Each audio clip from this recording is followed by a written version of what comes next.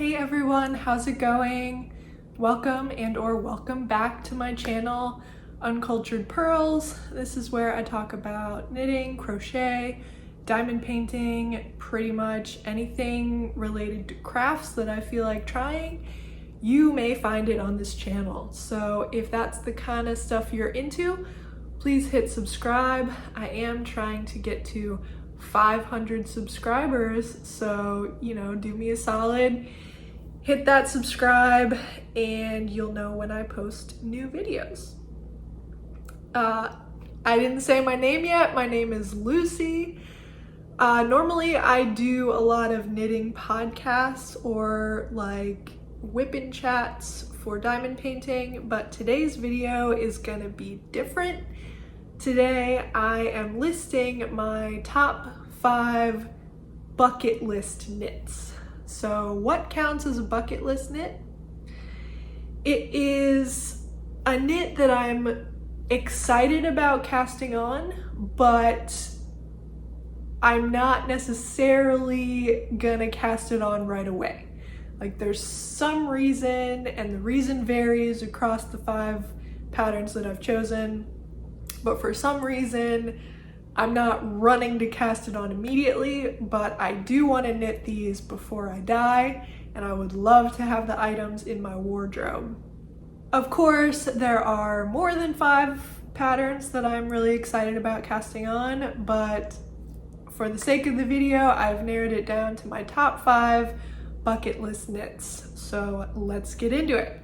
So number 5 is the Spot Sweater by Anne Vensel.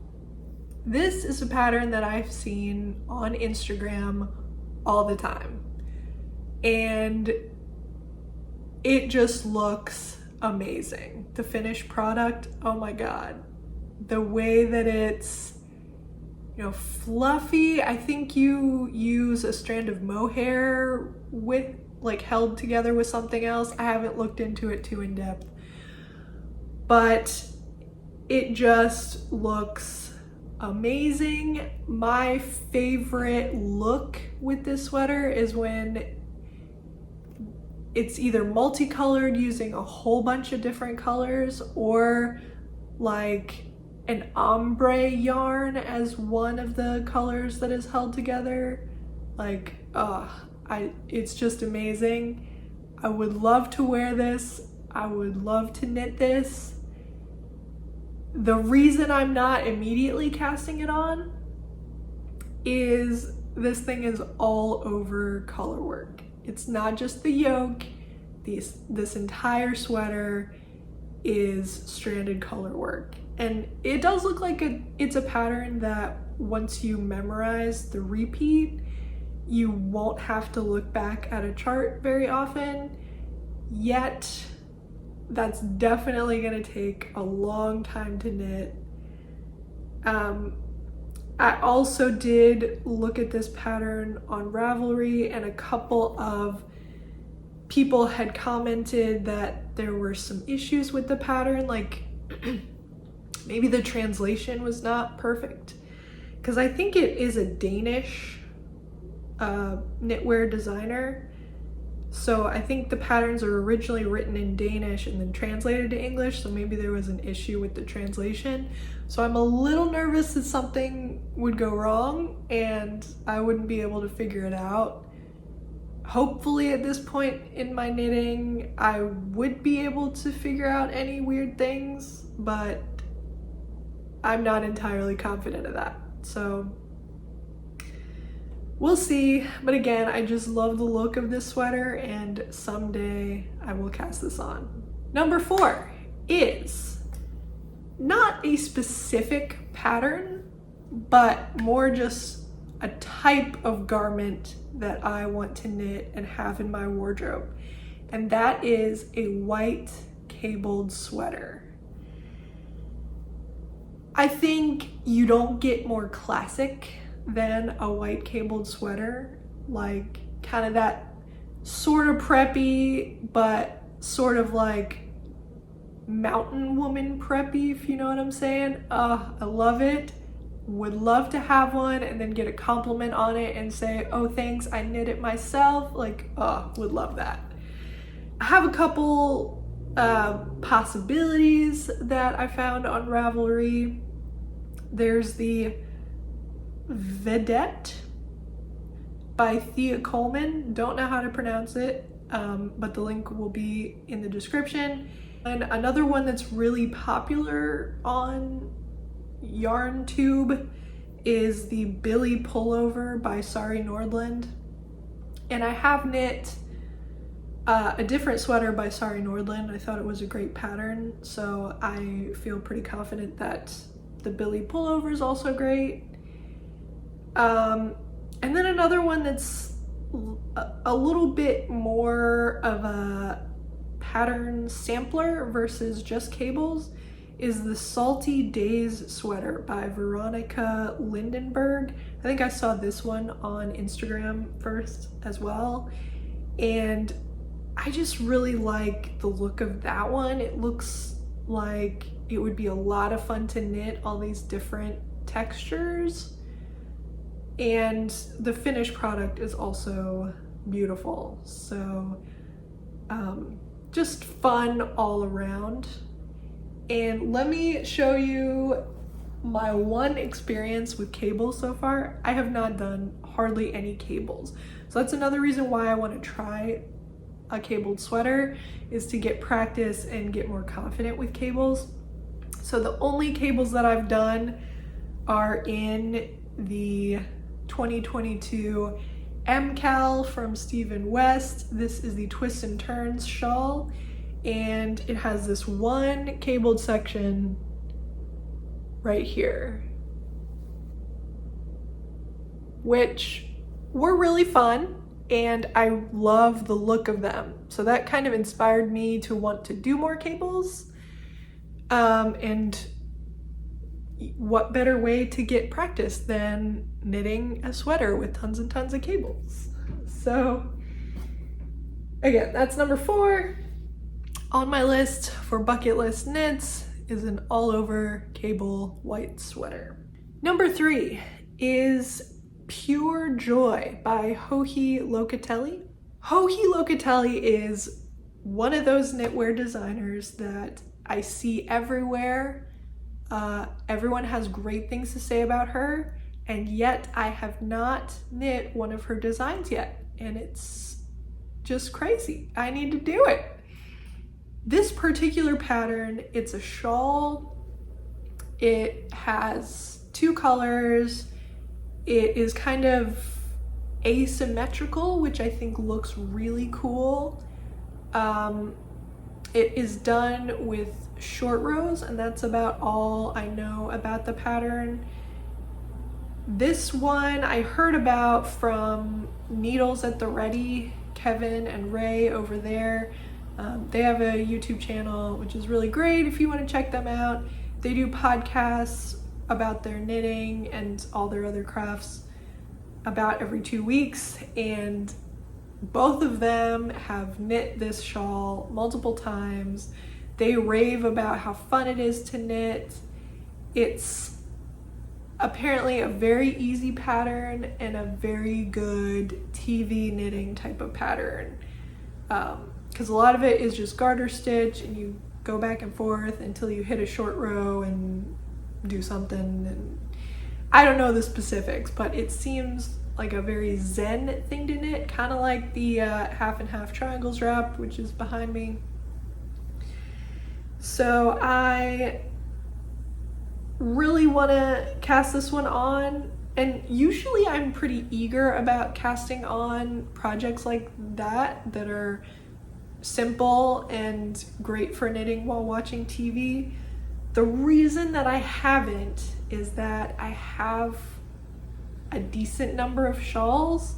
I'm also knitting a shawl for my mom right now, and I had so much fun with the last year's Stephen West knit along shawl that I am pretty sure I'm going to do it again this year, and that should start in October, I believe. Right now it is July, so If I cast this on now, I'm gonna be basically knitting nothing but shawls, and I already have some shawls, so from a wardrobe perspective, I don't know if this is the best thing to cast on at the moment, but certainly when I'm in need of another simple, relaxing project, this one is going to be at the top of my list. Number 2 on my bucket list knits is the Ballerina by Hannah Falkenberg. This is one that I heard about from Leslie over at A Friend to Knit With. She has got a podcast. She seems like a really great person. I've been watching her for a couple of years, and this is one that she's mentioned a while back on her channel. It wasn't super recent, but I just really liked the look of this sweater. It is kind of an open cardigan style sweater that is really flowy. It's almost like a dress, but you know, short enough that it's actually a sweater. It kind of has a 90s vibe to me. Like, do you remember those dusters that were really popular in like late 90s through like 2005? I would wear these in middle school. It just like a really long sweater that sometimes would have like a tie in the front or sometimes just be open, and I don't know, this one just reminds me of that, which is a look that I really like. It also apparently is worked vertically, which I think sounds really cool. So you're knitting in garter stitch, but you're going like from the neck down to the hem and back and forth knitting this way, and you do like stripes. That just sounds really interesting to me. Definitely different from anything that I've knit before, which sounds awesome. The reasons I have not cast it on already, or that I'm not like imminently gonna cast it on, are that the only way to get the pattern is to buy a kit. So they sell it from Onling, I don't know how to pronounce this. I actually can't remember the country that this brand is from, but it's somewhere in Europe, probably Scandinavia or Denmark. You have to order a kit to get this pattern, and in some ways that's good, right? Like then you're getting the yarn that the pattern was written for. They already, you know, calculate the amount you need, so you're pretty much guaranteed. If you do a gauge swatch, you're guaranteed to have enough yarn. You're not massively overbuying yarn, and it's kind of easy and satisfying to just order it and then it's shipped to you and everything you need is there in the box. But it feels like more commitment to get a kit. I don't know what it is, but like going to a yarn store or just ordering the skeins you need somehow feels like less commitment than actually ordering the kit, even though logically that doesn't make sense. In my brain, that's how it feels. So I just haven't gotten around to committing to the level that I need to actually order the kit and do this. But someday, I would love to have this in my wardrobe. This would make a great like sweater to keep in your office, I feel like. You know, when the AC's going crazy in the summer and you've worn a short sleeve to the office, but then you're cold, you could just pull out this thing. So that's number 2. Really excited. Ballerina by Hannah Falkenberg. Let's move on to number 1. This is my top bucket list knit. This is one that I love the idea of. I love the look. It seems super fun to knit, but I just haven't gotten around to it yet.